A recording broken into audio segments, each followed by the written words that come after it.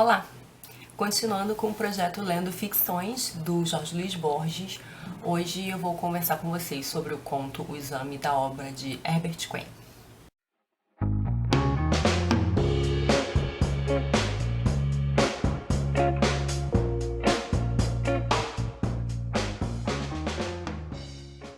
Bom, esse conto, assim como o Pierre Menard, é aquele tipo de conto em que o Borges vai falar de livros que ele inventou, né? A gente pode dizer que Borges fundou esse gênero aí, que é o dos ensaios sobre livros apócrifos, né? Então, o Herbert Queen é um escritor, o Borges vai comentar a obra desse escritor, só que Herbert Queen não existe, é uma invenção do Borges. O Herbert Queen era um autor irlandês e o Borges começa o conto reclamando de que ele leu no Times um epitáfio pro Herbert Queen que ele achou muito assim mirrado, sem graça, né, muito modesto, e ele decide então comentar a obra desse escritor. Então, o formato do conto é um formato um tanto quanto ensaístico, como se fosse uma espécie de epitáfio literário. E aí o Borges vai comentar então a obra desse escritor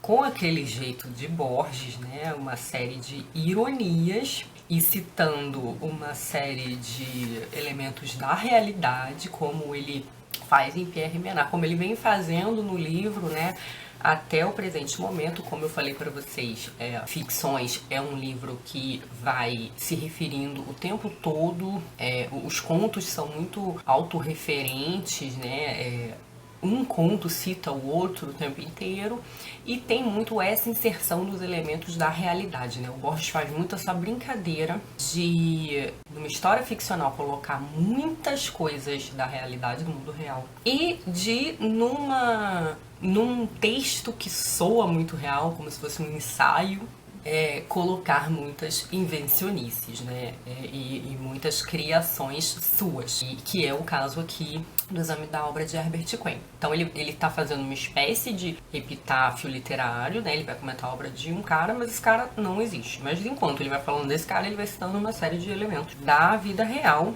né? Não só o Times, aqui o jornal, mas ele vai citar o Ellery Queen, né, que Ellery Queen era um pseudônimo de dois primos, né, eles escreviam romances policiais, em um determinado momento ele vai citar aqui, mas também vai citar Shakespeare, enfim, que Borges já vinha fazendo nos outros contos. Para dar uma resumida, eu vou então comentar aqui as quatro obras que o Borges comenta. Então ele vai enumerando, comentando, falando das características desses livros. O primeiro deles seria o The God of Labyrinth, que seria um livro policial e experimental. E o Borges vai dizer o seguinte sobre esses livros, que o livro era um tanto mal construído, que a história fazia um jogo com o xadrez, era uma história onde o detetive era ingênuo, e ele diz que o leitor vai lendo esse conto de mistério, policial, suspense, e ele vai tecendo conclusões, mas que quando ele chega, ele lê a última frase do conto, ele percebe que ele leu tudo errado. Ele percebe que a história é totalmente diferente, ou seja, muda completamente a história por causa da última frase. Isso é muito borgiano, né? E isso me lembrou muito os filmes do Hitchcock, né? Porque ele num determinado momento aqui diz que o detetive é ingênuo, que o leitor é mais esperto que o detetive. Porque o leitor vai saber o que aconteceu, né? Mas os personagens não sabem, o detetive, o que está inserido no conto, não sabe. Isso acontece muito nos filmes do Hitchcock, né? A gente sabe qual é o crime, inclusive a gente sabe desde o início, muitas vezes no filme, né? Desde a primeira cena, mas os personagens não, e a gente fica naquela angústia porque a gente sabe o que está acontecendo. E é curioso porque nesses livros que Borges vai comentar, nos livros do Herbert Queen, tem muito da obra do próprio Borges. Então essa coisa de um romance policial que tem o xadrez envolvido, que tem o jogo envolvido e que tem um detetive ingênuo, também me lembrou muito um conto do próprio Borges que está neste mesmo livro, que é A Morte à Bússola. Eu vou comentar melhor quando chegar no mês desse livro, desse conto. Mas a gente tem um detetive que é enganado. E um leitor de Borges que sabe das brincadeiras do Borges, dos jogos, das armadilhas dele, já vai ler o livro com mais cuidado. Então, quando você começa a ver aquelas pistas que são excessivamente simétricas, a gente começa a desconfiar que tem alguma coisa ali, né? Então, a gente não chega tão surpreso ao fim do conto como o Detetive de A Morte e a Bússola. Bom, em seguida, o Borges vai falar de um romance do Herbert Quinn chamado April March, que na verdade não é a marcha de abril, mas é abril-março. E que é abril-março porque é um romance regressivo, é um romance contado de trás para frente. E ele vai fazer aqui, vou mostrar para vocês, o esquema do conto. Isso é muito do Borges, né? Então, esse é o esquema do conto, eu não sei se dá para ver direitinho. Então, o conto seria começado daqui, do final. O conto não, o romance, né? E a história iria se desdobrando em 3 possibilidades diferentes, que seriam momentos anteriores a esse momento. Esses momentos, por sua vez, se desdobrariam em mais 3. E isso aqui lembra muito também, pra mim, um filme que é o Corra, Lola, Corra, né? Onde você tem finais diferentes. Possibilidades diferentes, só que aqui as possibilidades são anteriores ao início. Olha, nossa, ficou muito confuso isso que eu falei, mas enfim. Você tem um fato que é narrado inicialmente, os fatos, os desdobramentos, eles são anteriores àquele fato. E aí, sobre esse romance possivelmente chamado de conto, o Borges vai dizer que ele também trabalha com jogo e com muitas simetrias, também características muito borgianas. E ele vai dizer que são leis arbitrárias, e aí a gente começa a lembrar de contos já lidos aqui no próprio Ficções, né?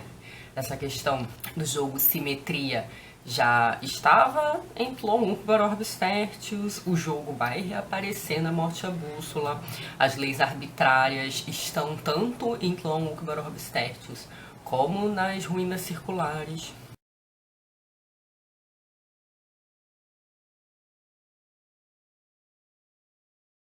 Ele vai falar do idealismo, o idealismo também já apareceu muito aqui, especialmente em Tlon Uqbar Orbis Tertius, mas também nas Ruínas Circulares. Enfim, então você tem essa história contada de trás para frente, com ramificações. E aí o Borges vai retomar um tema de um daqueles 3 que eu falei que ele sempre questiona na obra dele, né? Que ele questiona certos estatutos da existência humana, então a certeza sobre o universo, sobre o indivíduo e sobre o tempo. E aqui ele vai questionar a certeza sobre o tempo, né? Então ele vai negar o tempo, né? Ele vai negar o tempo, ele vai bifurcar o tempo, né? Na medida em que ele põe circunstâncias diferentes antecedendo cada uma daquelas histórias. Essas bifurcações e negações temporais estão numa série de textos do Borges, para citar um que tá... Deixa eu ver algum que esteja aqui nesse livro Ficções. Tem o Jardim de Veredas que se Bifurcam, mas o Aleph também tem alguns, né? Especialmente aqueles que tem a ver com história da Argentina. Eu não vou lembrar o título certinho, mas tem vários em que personagem volta atrás, personagem volta no tempo, coisas assim. Então, Borges retoma aqui no April March essa questão do cancelamento do tempo, negação do tempo, bifurcação do tempo. Depois ele vai citar o The Secret Mirror, que é uma peça, é uma comédia em 2 atos. E aí o Borges vai dizer que os personagens do primeiro ato e do segundo ato são os mesmos, só que eles têm nomes diferentes, né? Como identificar isso na literatura? Como saber que são os mesmos se têm nomes diferentes? Sendo que toda a história do primeiro ato está sendo escrita por um escritor do segundo ato. E isso é muito interessante, me fez lembrar de várias coisas. Em primeiro lugar, as ruínas circulares, onde a gente tem um simulacro que é produto de outro simulacro, né? Uma criatura que é criação de outra criatura, né? Então, para quem não lembra, nas ruínas circulares, um homem sonha outro homem, e esse homem existe porque está sendo sonhado, até o momento em que ele descobre que ele também está sendo sonhado, né? Que ele também é a criação de alguém. Então aqui a gente tem um personagem que por si só é uma criação literária, uma criação artística, e esse personagem está criando outro personagem. Então a gente tem uma série de personagens que são criações de outra criação. Eu também me lembrei aqui de um filme com a Emma Thompson, se eu não me engano, que se chama Mais Estranho que a Ficção. E nesse filme a gente tem uma escritora escrevendo um romance. E num determinado momento o protagonista dela começa a ouvir a narradora falando. Eu acho que é isso que acontece. Então ele tá vivendo quando de repente ele começa a ouvir a narradora falando da sua vida. E ele começa a perceber que a vida dele não tá indo pra um caminho muito bom, assim. É um filme interessante, porque esse personagem vai procurar se tratar, né, tentar resolver os seus problemas, e ele termina indo conversar com um professor de teoria literária, que é o Dustin Hoffman. É interessante porque a gente tem aí também a questão de uma criatura que é fruto da imaginação de outra criatura, né, porque é o personagem de um filme, mas enfim.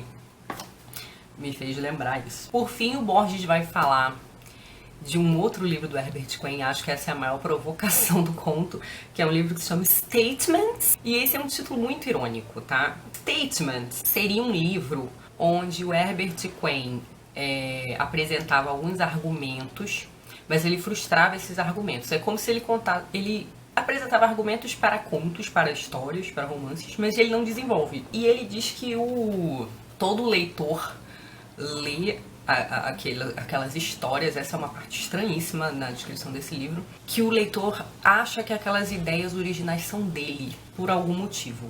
E aí olha o que o Borges vai dizer. O Borges vai dizer assim: Quinn redigiu as 8 narrativas do livro Statements. Cada uma delas prefigura ou promete um bom argumento voluntariamente frustrado pelo autor, ou seja, de propósito o autor não desenvolve esses argumentos. Uma, não a melhor, insinua 2 argumentos. O leitor, distraído pela vaidade, crê que os inventou. Olha aí a ideia da influência e da repetição sempre presente no Borges, né? A ideia de que as ideias na arte sempre se repetem, né? São imitações, repetições de ideias mais antigas. E aí ele vai dizer, do terceiro argumento aqui do livro do Quinn, The Rose of Yesterday, eu cometi a ingenuidade de extrair as ruínas circulares, que é uma das narrativas do livro O Jardim de Veredas que se Bifurcam. E aí, gente, impossível não perceber as relações aí, né? O que Borges faz, em grande medida, aqui no Ficções? Ele lança argumentos sobre livros, comenta esses livros, e esses livros não existem. Que livros são esses? Um é a Enciclopédia de Tlön, né? A enciclopédia de um mundo inteiro, já no primeiro conto. Depois o Quixote do Menard. Agora aqui todas as obras do Herbert Quinn. Então assim, o Borges faz exatamente isso nesse livro. Ele lança argumentos que ele analisa em resenhas e ensaios ficcionais, mas ele não escreve esses livros, ele não escreve essas histórias. Só que aqui o livro se chama Ficções, né? Está muito claro o estatuto de invenção, de artifício do livro. Enquanto que, ironicamente, o livro do Quinn se chama Statements, ou seja, afirmações, declarações. É um termo muito irônico, né? Porque ele nega, na verdade, o caráter do Ficções. E quando Borges diz que ele tirou a ideia das ruínas circulares de um livro do Quinn, e que as ruínas circulares está no livro O Jardim de Veredas que se Bifurcam, O Jardim de Veredas que se Bifurcam é um livro de contos que saiu antes do Ficções. Depois saiu Ficções com os textos do Jardim de Veredas que se Bifurcam, mais alguns outros contos. E ele diz aqui que Statements é um livro de 8 contos, ou de 8 argumentos. E o Jardim de Veredas que se Bifurcam é um livro de 8 contos. Então, o Borges está fazendo uma grande piada aqui com a sua própria obra, uma vez que a gente, embora ele fale que algumas descrições do autor eram exageradas, falando do Herbert Quinn, ou que os seus contos não eram muito bem construídos, todas as características que ele atribui para cada um desses livros são características da obra dele mesmo, né? Então, recapitulando. The Gods of Labyrinth é um policial e experimental. Então, o Borges fazia Muitos contos policiais, A Morte e a Bússola é um exemplo deles, e é um conto original também, porque o detetive não desvenda o crime, o detetive é a vítima do crime, né? E aí, pra quem não gosta de spoilers, mouse aí, mas a gente vai falar disso quando for ler o conto mais à frente. Mas é um conto policial, no mínimo, heterodoxo, né? Em April March, o romance regressivo, o Borges também retoma ideias desenvolvidas nos seus contos do cancelamento do tempo, da negação do tempo, do personagem que volta atrás para ter uma segunda chance para refazer alguma coisa. E, na verdade, até nas ruínas circulares, que tem aquela projeção também para trás, né? Da criatura que inventa, e ela é inventada por outra criatura, que é inventada por outra criatura, enfim. No Statements, a gente tem essa identificação grande com o próprio Ficções, por conta dos argumentos de livros que não são desenvolvidos, que são somente comentados. Então, no fim das contas, o Borges está fazendo aqui um conto muito irônico, onde o Herbert Quain é uma espécie de simulacro dele mesmo, né? O conto, nesse sentido, é muito bem humorado, porque o Borges parece que faz uma piada com a própria obra, ele não deixa de comentar a própria obra de certo modo, mas de um modo irônico, né, de um modo assim zombeteiro, retomando a questão do conto, que é claramente ficcional, mas que tem vários elementos da realidade, ou o ensaio e a resenha, que são baseados muito em elementos de invenção, de criação. O Borges tenta evidenciar, não só nesse conto como em inúmeros outros, as infinitas gradações que existem entre a realidade e a ficção. E isso é muito interessante. Retomando também a questão da obra que espelha a si mesma o tempo inteiro. É uma obra que se torna infinita por conta desse espelhamento, né? Ela inteira se repete, né? E o Borges explora muito esse efeito de espelho na frente do espelho, que cria uma impressão de infinito. E ele faz isso no texto, né? O que é muito fascinante. Só uma curiosidade para terminar é que o José Saramago tem um livro chamado O Ano da Morte de Ricardo Reis, onde ele vai dar vida a um heterônimo do Pessoa, que é o Ricardo Reis. E esse heterônimo do Pessoa vai fazer um monte de coisa, vai se exilar no Brasil, vai voltar para Portugal, num período político complicado. E o Saramago disse uma vez numa entrevista que tem muito do Borges nesse conto, nesse romance, aliás. Em primeiro lugar, porque o romance explora um pouco a ideia de labirinto. Em segundo lugar, porque como Borges ele deu vida a uma espécie de personagem, né, criado pelo Pessoa. Ricardo Reis é um heterônimo, ele não era uma pessoa de verdade. Então ele dizia que Borges podia muito bem ter criado o Ricardo Reis, porque ele já tinha criado o Pierre Menard e o Herbert Quain.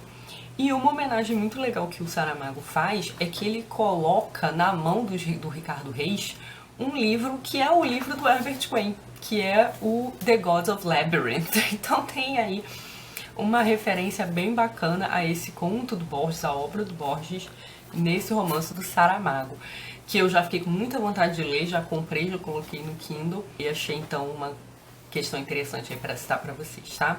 Me digam aí se vocês leram esse conto do Borges, o que vocês acharam, e se vocês fizeram uma leitura diferente da minha, tá bom? Beijos e até a próxima. Tchauzinho.